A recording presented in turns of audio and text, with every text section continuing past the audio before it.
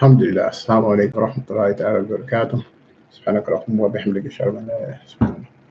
آه أعوذ بالله من الشيطان الرجيم. بسم الله الرحمن الرحيم. صلى الله على سيدنا محمد وعلى آله وصحبه وسلم. نويت تعلم وتعلم وتذكر وتذكير ونفع والانتفاع والرفادة والاستفادة وحفظ أداة التمسك بكتاب الله وسنة رسوله صلى الله عليه وسلم ودعاء إلى الهدى ودلالة على الخير وابتغاء وجه الله ورضاه بقدره وثوابه سبحانه وتعالى. الحمد لله. Going right back into it, starting on page 33, right after the line we just finished reading in the previous video. It is said that La ilaha illallah protects those who say it unless they come to trade their religion for this world. Unless they come to trade their religion for this world, then when they say it, Allah will say, you lie, you do not mean it in truth. Very powerful statement that needs a comment. Okay, we say La ilaha illallah, bi'idhnillahi ta'ala, by His fadl and His permission. We have sincerity when we say this. We believe this wholeheartedly, without doubt or equivocation.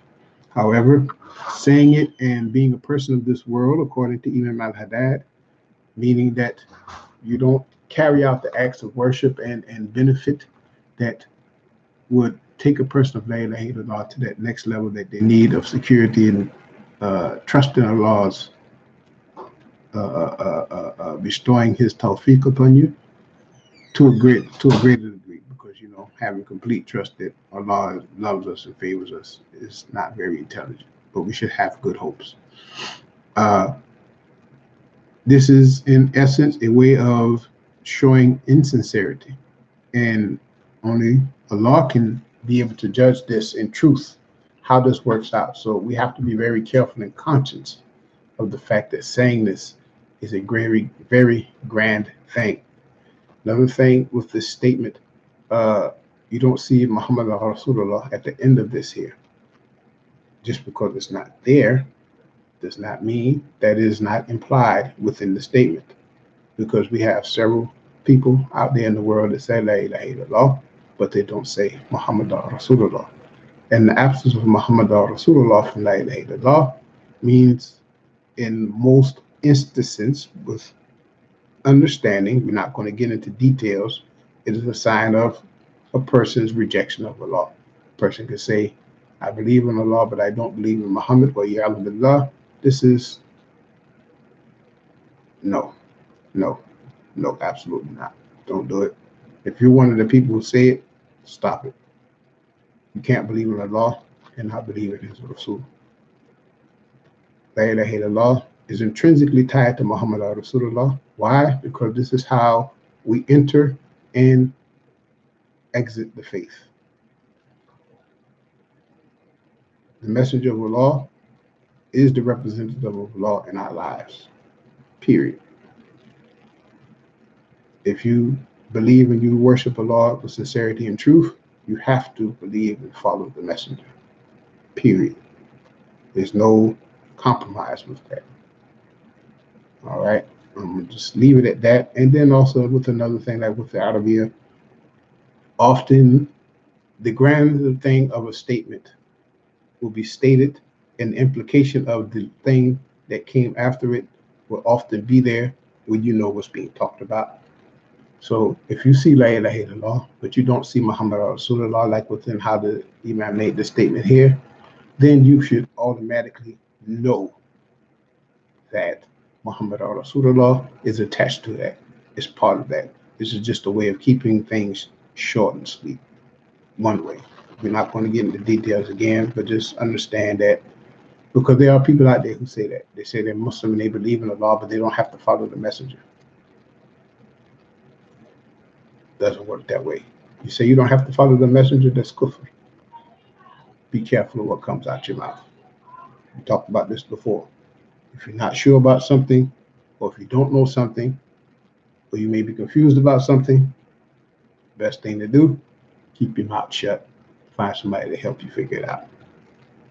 Don't just open your mouth and say something because this is what you think or you believe, and end up sending yourself to the hellfire. Shut up. Be quiet.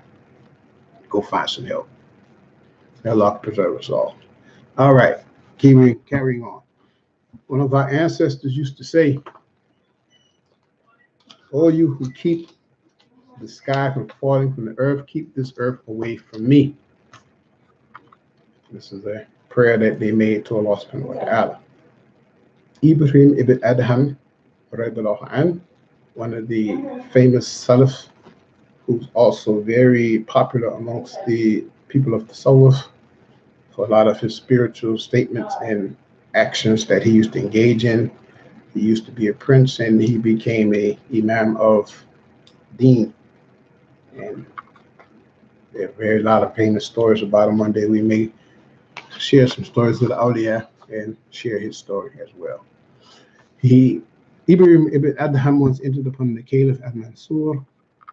The latter asked him, Ya Ibrahim, what do you have to say? He answered, we patch up our world by tearing our religion into pieces, so that neither our religion remains nor what we are patching. A man said to Dawood at-Ta'i, another famous tabi'een, known for his zuhud and renunciation of the world and his turn. The man said to Dawood at-Ta'i, counsel me. He replied, fast from the world and break your fast with the hereafter and run away from people as you would from a lion. Another man saw him in a dream running. He asked him, O Abu Sulaiman, what is with you? He replied, just now I have escaped from prison. Having awakened, the man was told Dawood at-Ta'i has died.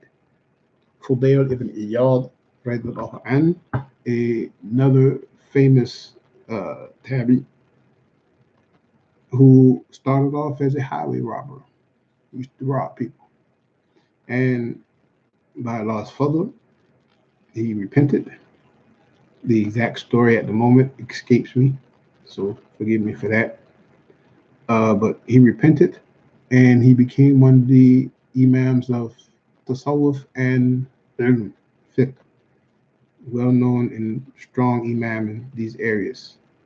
And he has a number of traditions that have changed that come from him. Fudayl ibn Iyad radiallahu anhu said, all evil is gathered in a house, the key of which is desire for this world. And all good is gathered in a house, the key of which is renunciation of the world.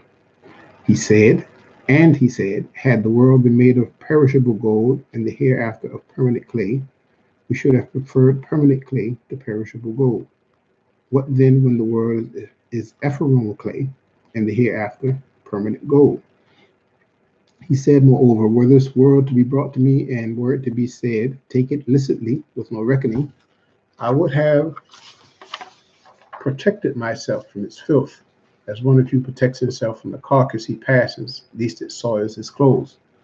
Imam al-Shafi'i, radiallahu anhu, should need no introduction, said, were this world to be sold on the market, I would not buy it for a loaf of bread for the troubles it contains. Bishr al-Harith, radiallahu anhu, another famous tabi'een, said, I believe he was a tabi'een, is Bishr al-Hafi, who was a contemporary of Imam Ahmed, rahmatullahi alayhi, radiallahu anhu. So this is Bishr al-Harith, if I believe correctly, he was from the tabi'een. He said, he who acts of his Lord, this world is asking him to prolong his standing before him on the day of judgment. Dhrar ibn Damrah, describing Ali, saying that this was a tabi'een. Not familiar with Dhrar ibn Damrah, so by him describing Ali, we can safely assume that he was a tabi'een and a student of Ali, radiallahu anhu, karamallahu wajhah. So he said, describing Ali, he felt estranged from the world and its beauty, was intimate with night and its darkness. I bear witness that I saw him once when night had fallen and the stars had risen, wakeful in his retreat like a man that had been stung, restless as though wounded, weeping sorrowfully, holding his beard and saying, O world, deceive other than myself, is it for me that you beautify yourself? Is it to me that you manifest yourself? I have divorced you three times rather. Let's use something clear. I have divorced you 3 times. There could be no return. For your span is short, your worth insignificant, and your danger great. are the scarcity of provision, the length of the way, and the estrangement of traveling. One of our ancestors said, "Wretched is the son of Adam. He is satisfied with an abode of which what is licit leads to reckoning, and what is illicit leads to torment. When he takes it licitly, he is asked to account for its pleasure. If he takes it illicitly, he is tormented for it." Yahya ibn Mu'adh radiallahu anhu said, this is another tabi'in right here, "Let your gaze at this world be a lesson, your renunciation of it a choice, and your taking from it a necessity." And he said, may Allah's mercy be upon him, "I have abandoned this world because of its excessive troubles, its lack of sufficiency, the speed with which it vanishes, and the resentful envy of the companions it gives you." He also said, "This world is Shaitan's shop. He who takes anything from it, he follows him until he retrieves it. This world from the beginning to the end is not worth an hour's grief. How more so with a lifetime of grief is still a small share of it." The Caliph Harun al-Rashid asked for a drink of water, and it was brought to him. Ibn as-Samak was there. He asked him, "Were you prevented from drinking this water? Would you buy it with your kingdom?" He said, "Yes." He said, "Vile is a world that is not worth a drink of water." One of the ancients who had lived very long was asked to describe the world. He said, "A house with two doors. I entered through one and exited through the other. I saw years of affliction and years of affluence, newborn babies being born, and dying men dying. Were it not for the newborn, none would remain. Were it not for the dead, the world would be unable to contain them."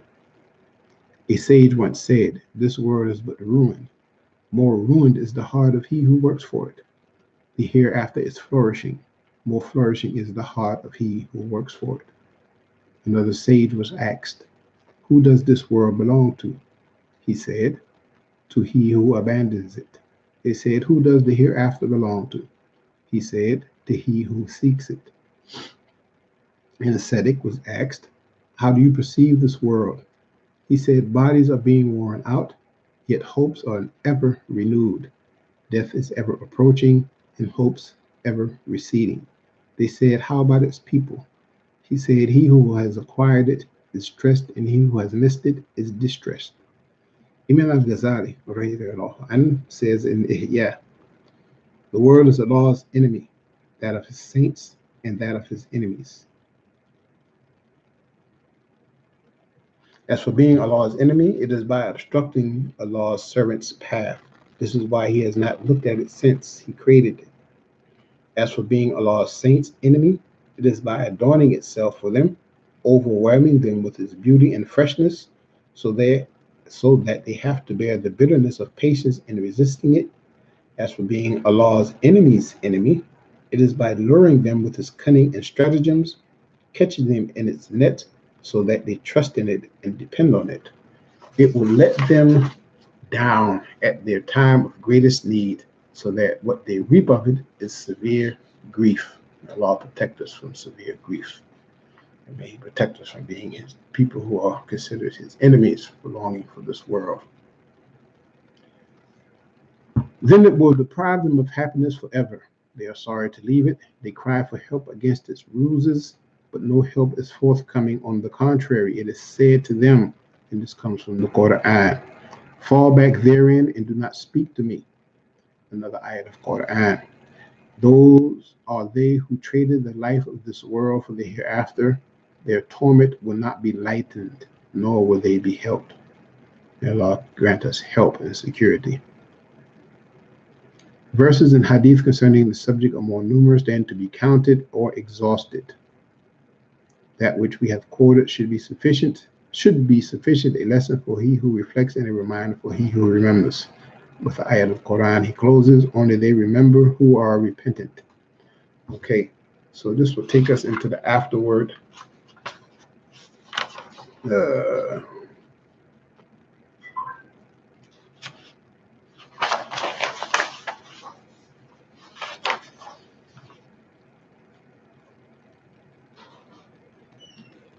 actually, I'm not going to read the afterword. You can read it.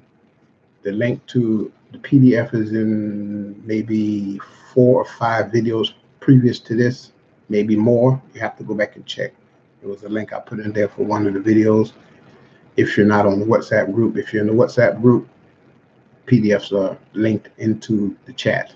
So go back and review that and have the book there. You can read the afterword there. So what we're going to do on the next video, next 2 videos rather, is we're going to read from the book of good manners, and inshallah this will catch us up for the day, or for the time period up until today. سبحانك اللهم وبحمدك اشهد ان لا اله الا انت استغفرك واتوب اليك. السلام عليكم ورحمه الله تعالى وبركاته.